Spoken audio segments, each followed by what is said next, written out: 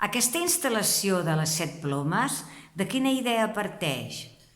Doncs parteix, des d'un inici, parteix d'un viatge que vaig fer al Canadà, que vaig anar d'una punta a l'altra i tornada, i d'anada vaig anar pel nord dels Estats Units i de tornada vaig anar pel Canadà. I en tot el viatge vaig estar pensant en els natius americans.